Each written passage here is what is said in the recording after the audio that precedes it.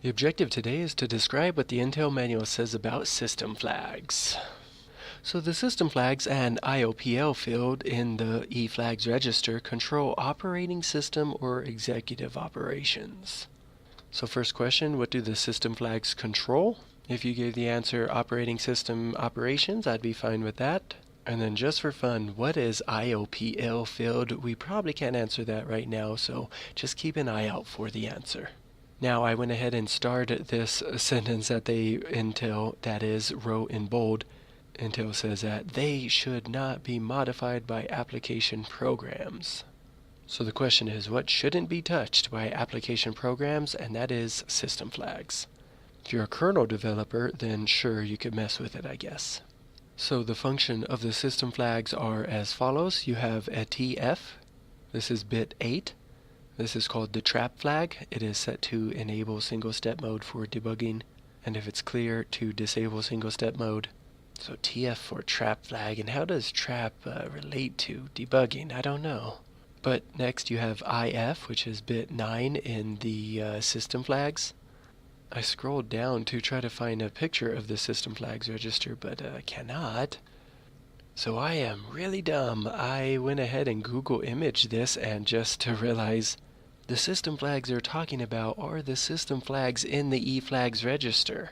It's not a separate register.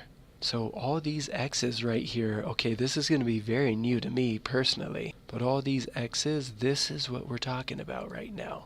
So there's that trap flag, just like it said, that is pin, I had to go down, pin 8 and then pin 9. So okay, if you wanted to have that open on your screen as we go through this part of the lesson, that'll make a lot of sense. So bit 9 in the eFlags register is where we're at, and this is the interrupt enable flag. This controls the response of the processor to maskable interrupt requests. What is a maskable interrupt? And then it says if it's a 1, it's set to respond to maskable interrupts, but if it's clear, it's going to stop them. Now moving over to IOPL, like it said up here, the IOPL field. Oh, I get it. IO as in input and output. PL is privilege level.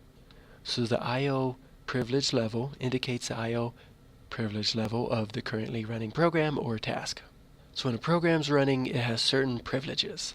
The current privilege level, aka CPL, of the currently running program or task must be less than or equal to the IO privilege level to access the IO address space, and the popf and iret instructions can modify this only when operating at a CPL of 0. So I have a lot to learn about IO privilege, but it sounds like 0 is good in terms of you get privilege when it's 0. But let's move on to the nested task flag. This controls the chaining of interrupted and called tasks set when the current task is linked to the previously executed task. Now it's cleared when the current task is not linked to another task. So I wrote here, this is just one of those informative flags, but I wonder if a program somehow utilizes this value when it's a program that chains many tasks together. Well, at least our next flag, RF, that is bit 16, this is the resume flag. This one's pretty straightforward.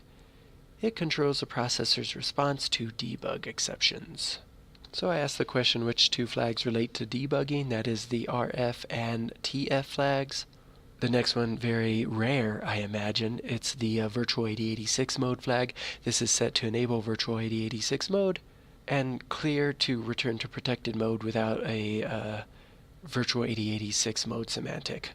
Now we have an alignment check or access control flag. If the AM bit is set to the CR0 register, alignment checking of user mode data accesses is enabled if and only if this flag is 1. If the SMAP bit is set in the CR4 register, explicit supervisor mode data access to user mode pages are allowed if and only if this bit is 0. So not surprising, an access control flag is all about what data a user has access to, depending on the mode, I suppose. It says the alignment, that makes sense too, in terms of the data that a certain user accesses is aligned to another user or group or administrator. Now moving on, we have a virtual interrupt flag, a virtual image of the IF flag. What's the IF flag again? That's the interrupt enable flag. This thing controls the response of the processor to these interrupts. This VIF is used in conjunction with a VIP flag. So it's like a reflection of the IF flag, and it's used for this VIP flag. VIP is Virtual Interrupt Pending flag. So to use this flag and the VIP flag, the virtual mode extensions are enabled by setting the VME flag in control register CR4. I wonder if they will explain this a little bit more later. For now, I'm not going to worry too much. Now, just to be consistent, let me read this. That VIP is set to indicate that an interrupt is pending. If it's cleared, obviously there's no interrupt.